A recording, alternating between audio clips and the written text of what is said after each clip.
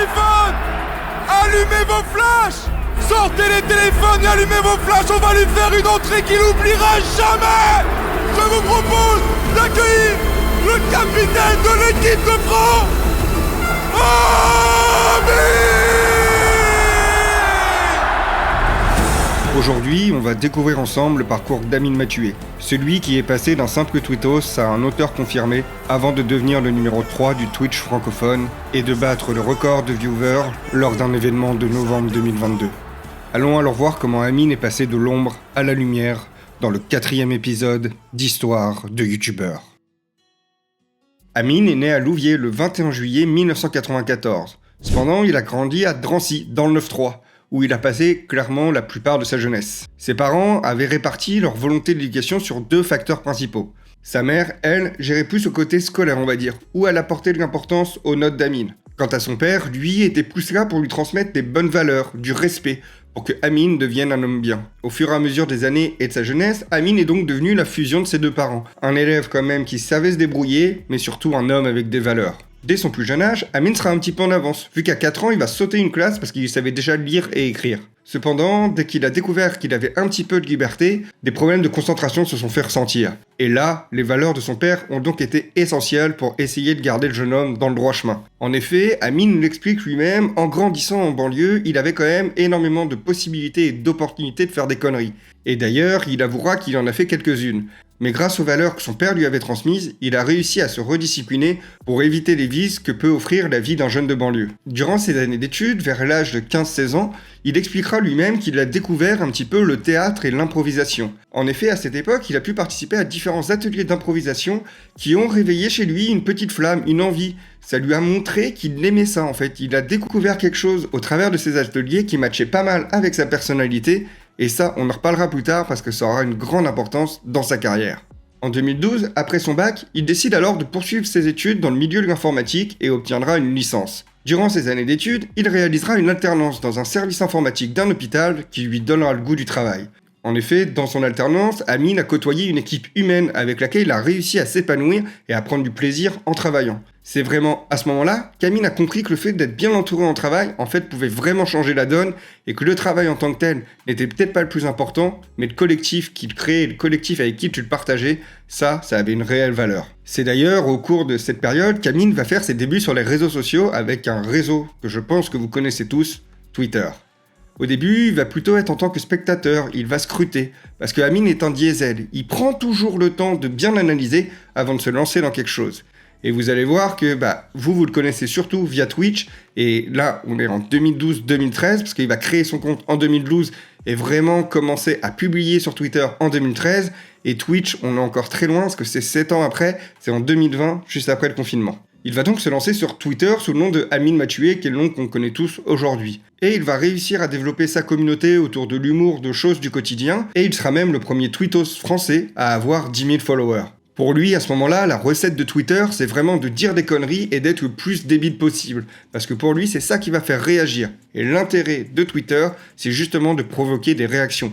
Qu'elles soient bonnes ou pas bonnes, si tu veux grimper, il va falloir faire réagir. Et pour ça, Amine, on va dire qu'il est très doué. Son objectif est alors de pas se prendre la tête et de faire rire les gens. Quelque chose qui va réussir à merveille pendant plusieurs années, et c'est d'ailleurs quelque chose qui va vraiment caractériser sa carrière.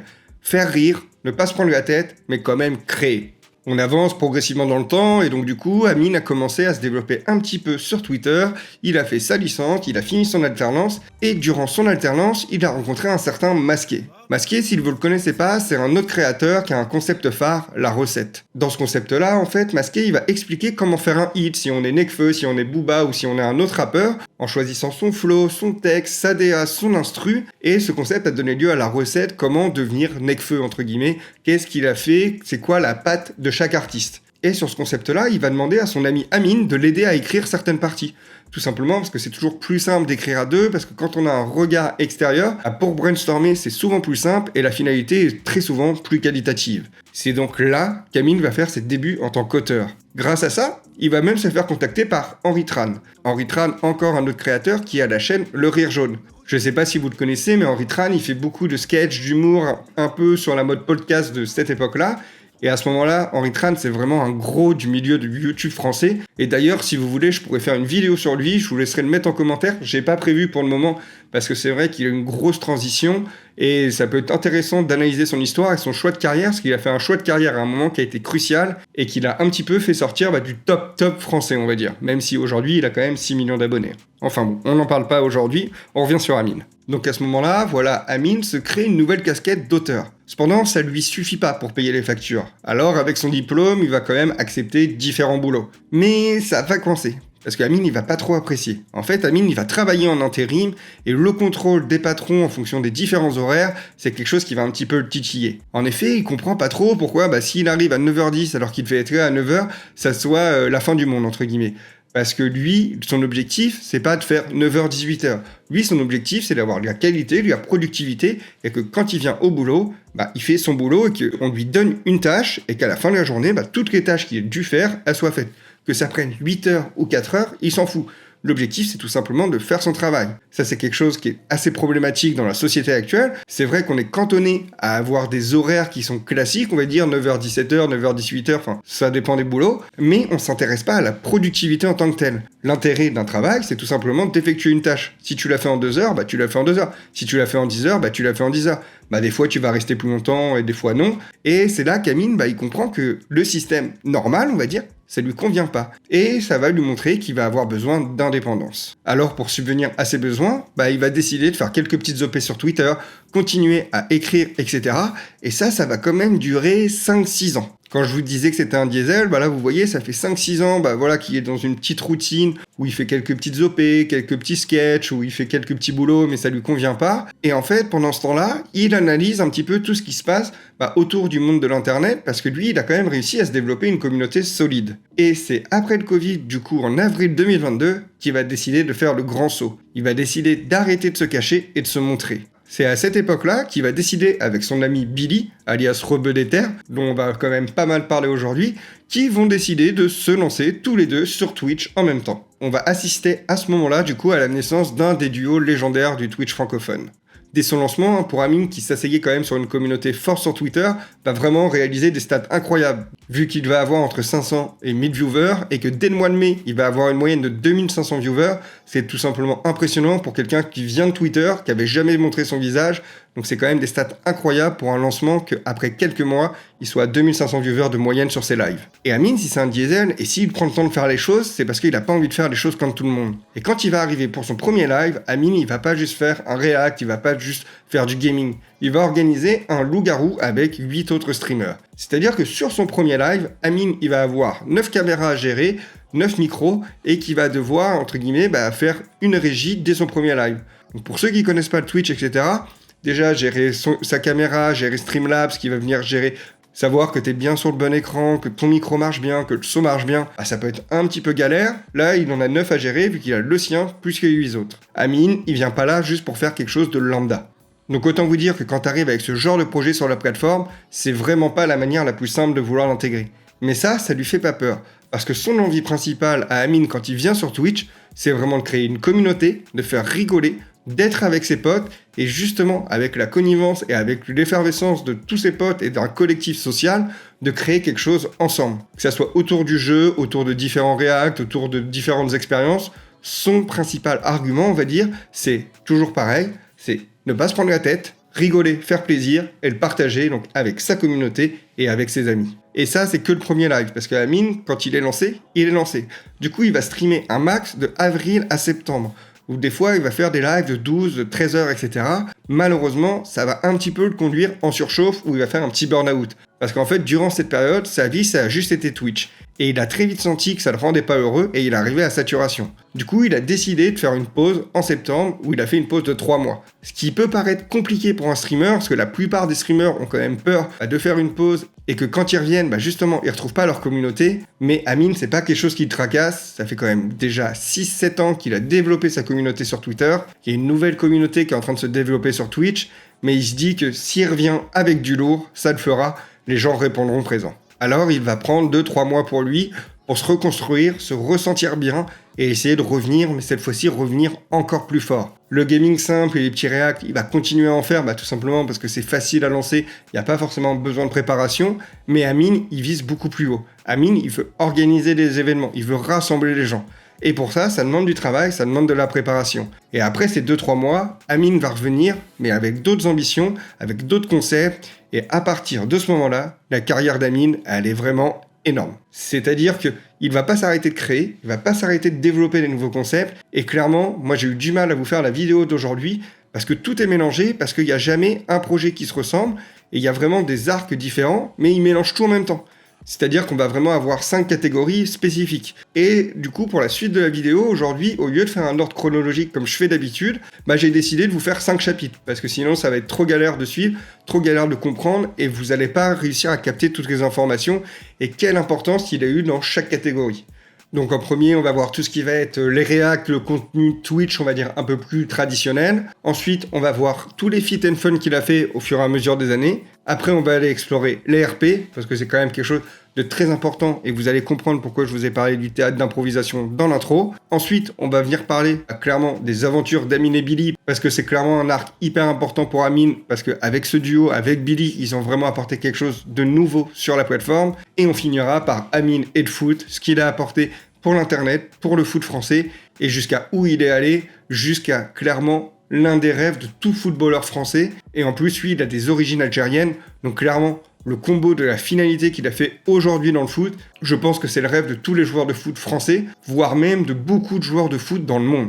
Mais bon, ça, on y reviendra en fin de vidéo. Du coup, on commence par le premier chapitre, les reacts. Les reacts, Amine, il en a fait plusieurs au cours de sa carrière pour justement se développer sa petite image où lui, il parle avec sa communauté et il va réagir à des émissions plus ou moins qualitatives. Il va commencer, après, comme autre react classique, on va obligatoirement citer 3 mois pour se marier, qui est l'émission qui va vraiment le porter, parce qu'en fait, il va réagir à la saison 1, à la saison 2, à la saison 3, à la saison 4, et c'est vrai que le concept de cette émission, vous l'avez dans le titre, 3 mois pour se marier, est déjà assez particulier, et de voir justement Amine essayer de comprendre et d'interpréter justement les différentes situations, si vous les avez jamais vues et que vous voulez assister à des reacts, franchement c'est vraiment pas mal pour découvrir un petit peu ce monde-là, parce que ça vient réagir à une émission télé, donc déjà c'est un contenu que vous connaissez certainement, et justement voir quelqu'un s'animer, rigoler et faire des blagues autour de ça, peut-être que ça vous parlera et peut-être que vous aussi vous arriverez à passer un bon moment.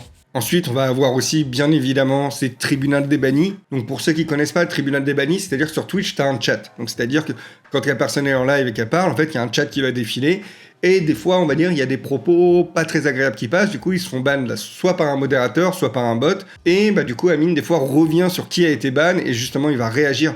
Pourquoi t'es ban, pourquoi t'es pas ban, et il y en a, des fois il va les débannir, et ça c'est clairement quelque chose qui va faire tout le long de sa carrière, vu qu'il y a même un épisode qui est sorti cette année, il y a pas si longtemps que ça. Et l'autre react aussi qui va faire pas mal, c'est de réagir aux histoires paranormales de sa communauté. Donc souvent il le fera avec Billy, qui est son duo de Twitch, on va dire, et vous allez voir qu'en fait, ils vont essayer de rigoler, essayer de comprendre, et des fois, on va voir qu'ils sont un petit peu choqués par les situations. Enfin, il y a une petite mise en scène, voilà, toujours pareil, c'est quand même assez agréable à regarder. Et ce qui est important, c'est que comparé à la télé ou autre, en fait, il y a vraiment beaucoup de gens qui vont réussir à s'identifier à Amine et à Billy, parce qu'ils vont être naturels, parce qu'ils vont parler, entre guillemets, comme les jeunes. Putain, je me sens vieux quand je dis ça. Mais justement, c'est un discours qui va parler à la population qui est sur Twitch. Et ça, en fait, tout ça, ça lui permet d'avoir une trame et de garder vraiment un lien proche avec sa communauté. Un format avec lequel il discute vraiment avec sa communauté, parce qu'il y a beaucoup d'autres formats qu'il va réaliser par la suite, où justement il sera quand même un petit peu à distance de sa communauté, donc il peut avoir comme ça des différentes cartes en main pour pouvoir se développer et s'épanouir entièrement. On va passer tranquillement à la deuxième partie, donc les fit and fun. Les fit and fun, pareil, pour ceux qui connaissent pas, c'est le fait de faire des émissions, des jeux, etc. avec d'autres streamers, d'autres youtubeurs. Et là-dessus, Amine, pareil, il en a fait plein. Il est arrivé, comme je vous ai dit, doucement en 2020. En 2021, il a commencé à accélérer. On a vu Billy, on a vu la K-Culture, qui est un jeu de culture avec différents streamers où ils se retrouvent en live pour faire ça. Et après, ça a déroulé, on va dire. Parce qu'il va faire d'autres concepts. Il va faire le Z-Event en 2021. qui est le plus gros événement caritatif du Twitch francophone, dans lequel tous les plus gros streamers se réunissent pour rassembler de l'argent pour la bonne cause. On pourra aussi le voir développer un escape game géant sur sa chaîne, ou encore des loups-garous. Il fera aussi une visite de sa maison avec 2 autres créateurs, Inox et Michou, qui sont clairement les jeunes créateurs en vogue du moment. Après ça, on pourra même le voir dans la cuisine de Zinzin, mais cette fois-ci avec Squeezie et Gotaga. Et Squeezie et Gotaga, c'est tout simplement les Twitchers, les streamers avec le plus d'abonnés sur la plateforme. Et ensuite, il va faire des choses qu'il va plus mettre en scène, où c'est lui qui va gérer. Comme on passe nos examens, donc toujours avec Billy, qui est clairement tout le temps là avec lui, c'est comme je le dis, c'est son duo. Et après, il va créer ses propres concepts pour ses anniversaires, comme le apprendre ou à jeter, où il va s'inspirer du concept apprendre ou à laisser, et il va faire venir différents abonnés, tout simplement pour les régaler. Et dans ces concepts-là, on pourra avoir des grosses personnalités de l'internet passé, comme Squeezie ou encore Inoxtag, qu'on a cité juste avant. Il le fera 2 fois, ça, le apprendre ou à jeter, et il fera aussi la nuit d'Amine. Pareil, la nuit d'Amine, il va prendre une grosse villa, il va être soutenu par Adidas, donc encore une fois, une marque quand même assez importante, et il va venir réunir pas mal de streamers, pas mal de youtubeurs dans une maison, dont MrV, qui aura son épisode jeudi. Et pareil, vous allez voir, la carrière de MrV, elle est très très riche, et c'est pour ça que je la publie jeudi et pas demain, parce que j'ai un gros travail d'écriture pour vous faire quelque chose de cohérent et que vous arriviez à suivre un petit peu son histoire, parce que c'est tout simplement l'une des plus grosses légendes de l'internet français, avec tout ce qu'il a fait depuis Dailymotion, pour ceux qui connaissent. Après tout ça, il a aussi essayé, réalisé un autre concept qui était on repasse nos entretiens de travail, pour voir comment il pouvait faire maintenant s'il voulait re-rentrer dans une vie active normale. Donc pareil, il va inviter d'autres streamers et youtubeurs où ils vont se retrouver à 4 dans des situations où ils essayent de retrouver un travail. Ils sont du coup face à un mec qui veut les embaucher et ils doivent essayer de le convaincre tout simplement pour être embauchés. Ok. Est-ce que vous buvez, Billy, de l'alcool? Non. La boisson du shaitan. Non. Je bois que de l'eau et là en ce moment Ice Tea un peu 0 calories genre. Masha'Allah. Tous les chauffeurs nous disent qu'ils boivent pas, alors que de temps en temps ils boivent. Et après ce projet-là, il a tout simplement créé son plus gros concept dans lequel il va être parachuté avec différents streamers. Ouais, parachuté, vous avez bien compris ce que j'ai dit. Ils vont être tous parachutés sur une île et sur cette île-là, ils vont faire un battle royale. C'est-à-dire qu'ils vont tous être solo, ils vont tous avoir des énigmes, des jeux, des épreuves à réussir jusqu'à temps qu'il n'en reste plus qu'un. Et je vous spoil pas la vidéo, je vous laisserai la regarder, mais au niveau de la prod, au niveau de l'organisation, quand je vous dis qu'Amine il essaie de faire les choses en grand, là donc du coup ça c'était il y a pas si longtemps, c'était il y a moins de 6 mois, j'ai hâte moi de voir ce qu'il va réussir à produire après, parce que se dire qu'il va balancer ses potes et des streamers sur une île juste pour un jeu, c'est quand même, quand tu prends du recul, c'est quand même assez hallucinant que des mecs qui sont censés être sur internet à la base et qui sont censés être juste dans leur chambre, arrivent à créer, produire, à financer ce genre de projet. Et je pense que c'est même sûr que Amine, il va pas s'arrêter là.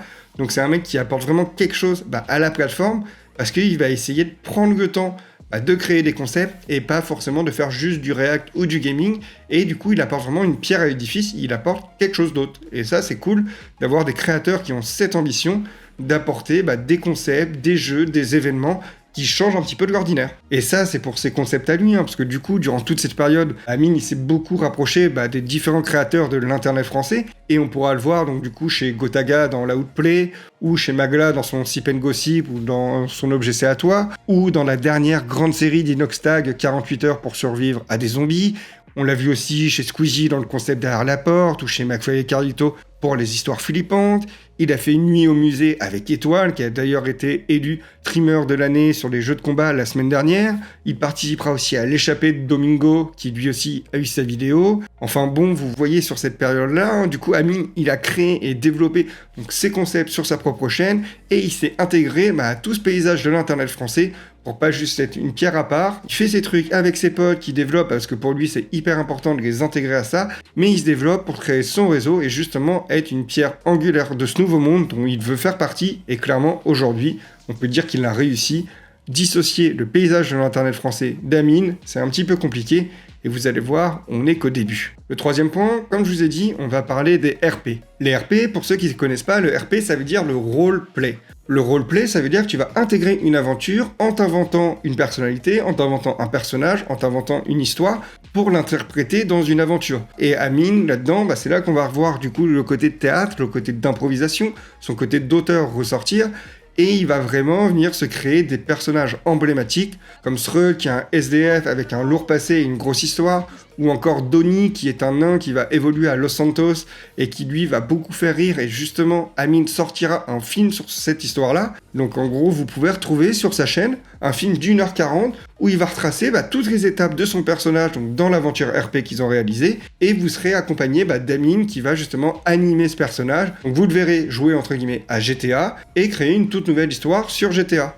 Donc ça c'est quelque chose qui l'anime, et lui il va même créer ses propres concepts, vu qu'on a pu voir donc du coup sur la dernière année 2 gros RP qui sont sortis. Le School RP où il a emmené beaucoup de streamers justement dans une école qui cachait des secrets, où il partait en voyage en Égypte, etc. Et on a pu voir il y a pas longtemps où il a fait, donc toujours pas avec le jeu GTA, mais cette fois-ci ils ont fait un Koh-Lanta, où du coup il y avait différents aventuriers qui avaient chacun leur personnalité, donc qui étaient tous interprétés et joués par des streamers. Donc c'était drôle, il y avait des petits dramas, il y avait des petites éliminations, etc. Et c'est un certain Locklear qui a gagné à la fin d'ailleurs. Et pareil, Locklear, je ne l'ai pas prévu dans les vidéos pour le moment, mais je pense que son histoire peut être aussi intéressante parce que c'est le 5e Twitcher français et ce mec-là est totalement barré. Quand Amine disait que pour être sur Twitter, la réussite c'était faut être débile, Locklear, il l'applique totalement à Twitch. Pareil, je ne l'ai pas prévu, si vous voulez, je vous laisse le mettre en commentaire. Ça vous fait beaucoup de trucs à mettre en commentaire aujourd'hui.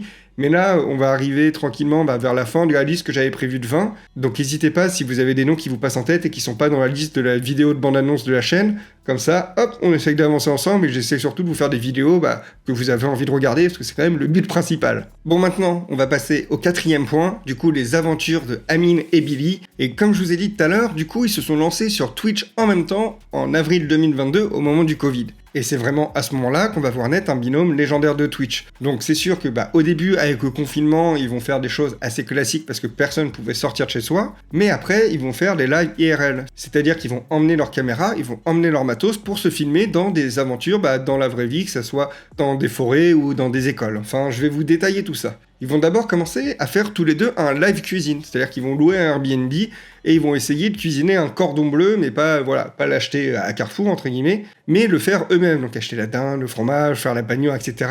Et on va dire que l'expérience est assez compliquée. Ça se voit qu'ils sont pas forcément à l'aise avec la cuisine, et clairement, toujours pareil, ils vont tous les deux animer pour rendre ça totalement burlesque, totalement drôle.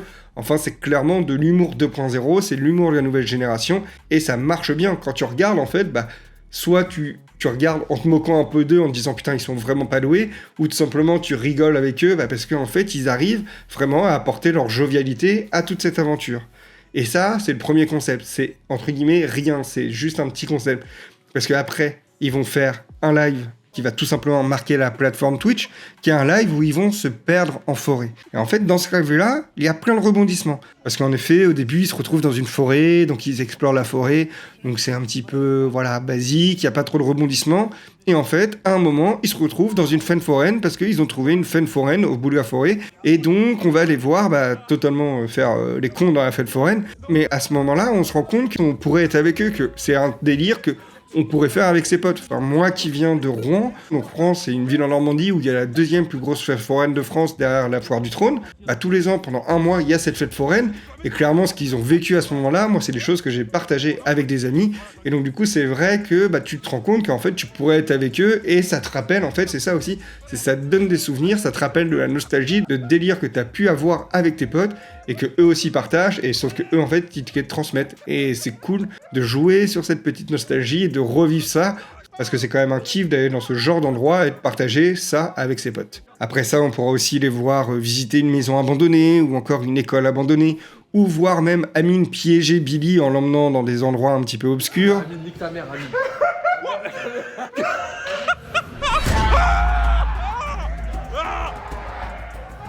On pourra aussi les voir dans différents escape games, comme un escape game horreur qui vont faire que tous les deux, où clairement ça arrête pas de crier, ils arrêtent pas de faire de la merde. Et après cette phase un petit peu horreur, etc., on pourra toujours continuer à suivre leurs aventures, mais cette fois-ci un petit peu plus chill, où on va pouvoir voir Amine et Billy au ski, quoi. On a vraiment l'impression d'être dans les aventures de Martine, quoi. C'est Martine dans la forêt, Martine à la fête foraine, là c'est Amine et Billy à l'école, Amine et Billy au ski, et plus récemment, c'était Amine et Billy au Texas. C'est-à-dire qu'ils sont allés au Texas rencontrer des vrais cow-boys. Et c'est vrai que de voir le contraste entre des Américains et 2 mecs de banlieue parisienne, c'est vraiment un mix auquel personne ne s'attendait forcément. Et c'est vrai que c'est drôle de voir justement Amine et Billy, voir c'est quoi la vie dans un ranch, monter à cheval, ou entre guillemets rigoler parce que Amine va se faire passer pour un gangster et qu'il va vraiment se lier d'amitié du coup avec le mec qui gère le ranch. Je vous avouerai, je sais plus son nom en tête, mais c'est vrai que leurs petites danses et leurs petits trucs qu'ils ont en commun, c'est drôle de voir ça. On voit que malgré leurs différences, en fait, ils arrivent à trouver des points communs, ils arrivent à rigoler ensemble, et que même si tu viens de mondes et d'univers totalement différents, en fait, l'humain peut toujours se retrouver sur des points autour de l'humour, et grâce à l'humour, en fait, tu arrives à transmettre et à rencontrer des gens quand même plus facilement. Et franchement, la vidéo, elle est vraiment cool à regarder. Donc si vous l'avez pas regardée, c'est vrai que pour découvrir Amine, ça peut être la bonne vidéo. C'est une production qui est récente, donc du coup, il y a quand même les moyens, il y a la qualité. Il est un petit peu arrivé à maturité, Amine. Donc c'est vrai que si vous voulez voir Amine, comment il est, le duo Amine et Billy, aujourd'hui, ce qu'il est devenu, je trouve cette vidéo-là, elle est pas mal. Donc on passe au dernier point, le foot. Et vous allez voir que le foot et Amine, déjà c'est une histoire d'amour, on va dire, et que grâce à ça, il a réalisé des choses incroyables. Déjà, il a réalisé son premier gros événement, le Five, qui était un tournoi entre 7 équipes de streamers sur les toits de Paris. Pour ça, il a du coup tout simplement invité surtout des streamers avec qui il avait des affinités, des potes. Donc comme il le dit, lui il s'en foutait un petit peu que ça soit les plus gros streamers qui avaient les plus grosses communautés. Lui il voulait faire un truc où il va vraiment s'amuser, passer un bon moment, parce qu'il trouve que justement en gardant cette authenticité, c'est là qu'il va réussir à mieux transmettre les émotions. Et il le dira lui-même dans une émission que justement il a refusé des gros sponsors qu'il aurait pu avoir parce qu'il a peur d'avoir les contraintes des marques de « Attends, là faut que ça soit carré comme ça, là faut pas trop dire ça, etc. » Il a préféré garder sa liberté tout simplement pour garder sa marque de fabrique et transmettre ce qu'il a envie de transmettre. Comme je vous dis, une des caractéristiques d'Amine, c'est qu'il veut pas se prendre la tête. Donc s'il y a trop de contraintes par une marque, comme il l'a fait à ce moment-là, il refuse la marque, il dit « C'est pas grave, on va le faire avec les moyens du bord, mais on va le faire à notre façon. » Et c'est vrai que c'est quand même cool de voir qu'il n'y a pas forcément besoin d'énormes sponsors pour pouvoir réaliser ce genre de concept. Quand tu prends le temps d'organiser, de le réaliser, de l'organiser correctement, avec les moyens du bord, tu peux quand même produire quelque chose qui est qualitatif et qui va plaire aux gens. Parce que clairement, à ce moment-là, on a vu un tournant pour Amine sur le fait d'organiser des gros événements. Ce Five Club, du coup, sur les toits de Paris, il va l'organiser 2 fois.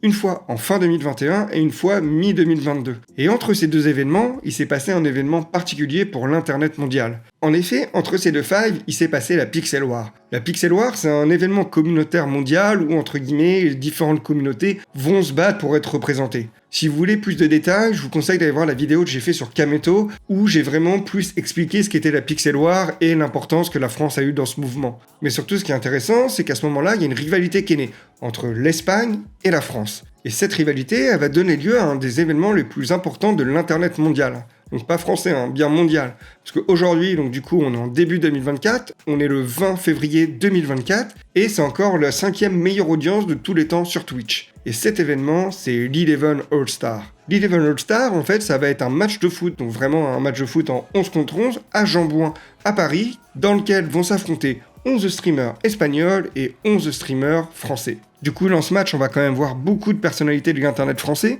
comme Michou, Inoxtag, Domingo, Carlito, Le Bouzeux, Rivenzi, Zach Nani, et il y en a plus que 11, donc je vous laisserai regarder si ça vous intéresse. Et du coup, ils vont affronter les streamers espagnols. Et lors de cet événement, donc, qui a à ce moment-là réalisé le record Twitch francophone, la France va réussir à gagner 2-0, et justement, ça va encore être un moment phare de l'internet français, un moment d'effervescence, où ils vont quand même jouer devant 20 000 personnes sur place, mais surtout 1,16 million de spectateurs sur Twitch. Donc c'est pour ça, quand je vous dis que c'est une grosse audience, c'est la 5e mondiale encore aujourd'hui, il n'y a pas énormément de matchs qui rassemblent autant de spectateurs, bon bien sûr à part les grosses équipes et les gros matchs, mais toutes les semaines il y a plein de pros qui jouent avec beaucoup moins de spectateurs.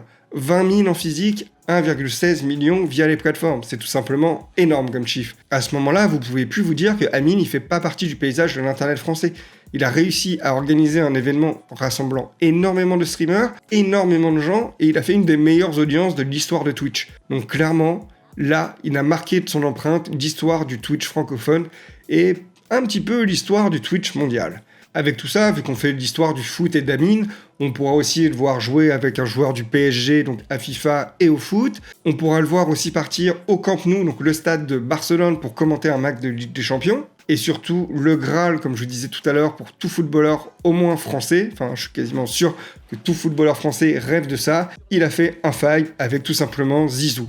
Donc quand tu dis que le mec à la base il faisait des petits tweets ou il fait ses conneries sur internet et que le mec à la fin il arrive à jouer avec le meilleur joueur français de tous les temps, un joueur qui a une aura, un joueur qui a un palmarès, parce que je vous rappelle que Zizou il a quand même marqué les 2 buts de la finale de 98, la première Coupe du Monde en France, il a fait une Coupe du Monde 2006 qui était tout simplement incroyable, il a un palmarès avec le Real, que ça soit en tant que joueur qu'en tant que coach. Enfin Zizou, je pense que j'ai même pas besoin de vous le présenter, Zizou c'est Zizou, regardez. Zizou il est là, même moi je serai dans mon studio. Mais vous voyez que l'importance du foot pour sa communauté et pour ce qu'il a apporté à l'internet français, c'est quand même une grosse part et j'étais obligé de finir par ça. Parce que clairement, je pense que la rencontre de Amine et Zizou, on se disait ça il y a 10 ans, c'était impossible. Et que là aujourd'hui il l'a fait. Et pour un mec qui est franco-algérien, je pense que c'est difficile d'avoir un rêve au-dessus de ça que de faire un match avec Zizou. Et d'ailleurs, ça va me permettre d'arriver à la dernière vidéo qu'Amine a sortie, vu qu'il a sorti une vidéo où il réalise un vlog en retournant au bled. Donc il est retourné en Algérie pour revoir sa famille, revoir les gens, revoir les choses simples, entre guillemets. Il a fait un petit retour aux bases, ça faisait des années qu'il n'était pas forcément allé voir sa famille, parce qu'avec tous les projets que je viens de vous citer, vous comprenez qu'il n'avait pas forcément le temps de prendre des vacances et de passer plusieurs jours, voire même plusieurs semaines en Algérie. Et là, du coup, il a décidé de prendre le temps de lier les deux, d'aller se faire un petit vlog pour re-rencontrer les Algériens et sa famille, et aussi emmener des potes pour vivre une petite aventure dans le désert en Algérie. Et on va voir quelque chose de beaucoup plus calme. Il y a un petit peu moins d'humour, un peu moins forcé, on va dire. C'est plus humain. Et on voit Amine qui va être plus apaisé. Il se fait un petit retour. C'est une vidéo qui dure 1 heure où il montre le pays d'origine d'un de ses 2 parents, donc l'Algérie. Et justement, ça permet de mettre aussi en valeur une autre partie de sa culture, qui fait quand même partie de lui, clairement. Il est franco-algérien. Et c'est bien aussi de le voir transmettre ça avec un œil neuf, un œil jeune, qui dit pas forcément « Oui, c'est le Maghreb, ils sont pas gentils. » C'est bon, au bout d'un moment, on va commencer à évoluer un petit peu dans le monde et voir que voilà, il y a du bon partout, il y a du mauvais partout. Et Amine, il a réussi à donner un petit côté un petit peu humain avec son humour, toujours son côté super chaleureux aux gens qui y sont jamais allés, qui connaissent pas, qui ont des mauvais a priori. Ça permet de donner une autre image de ce pays au travers des yeux d'Amine, au travers des yeux que sa communauté comprend et connaît maintenant. Bon voilà, on a fini pour l'histoire d'Amine. J'espère que c'était pas trop long. Désolé, j'ai vraiment fait le plus court possible. C'est, je pense, la vidéo la plus dure que j'ai eu à écrire depuis le moment, parce que c'est vraiment tout mélangé. Donc j'ai vraiment essayé de séparer en 5 parties. J'espère que ça vous a plu. Vous avez réussi quand même à suivre le fil. Pour ceux qui me connaissent pas, en ce moment, j'essaie de faire énormément d'histoires de youtubeurs. Donc celles qui sont plus compliquées, des fois, je prends 2 jours à la place d'1 jour pour les écrire. Jeudi, on part sur une autre histoire. Si vous l'avez compris, on part sur celle de MrV, qui est vraiment un créateur emblématique de la plateforme. En tout cas, si t'as aimé, n'hésite pas à liker, n'hésite pas aussi à t'abonner. Franchement, l'abonnement, c'est vraiment le plus important. Pour rentrer dans le programme créateur, faut 1000 abonnés. On a passé les 900 hier. Donc j'espère que j'arriverai à les atteindre tout simplement pour continuer à faire des vidéos comme ça et vous raconter les histoires des différents créateurs de l'internet français et surtout pour ensuite écrire ma propre histoire et qu'on puisse créer ensemble une communauté et vivre d'autres choses parce que moi aussi j'ai plein de projets à vous présenter. En tout cas, merci d'avoir regardé la vidéo, ça reste le meilleur des soutiens et nous on se revoit jeudi pour l'histoire d'Yvick. Allez, ciao!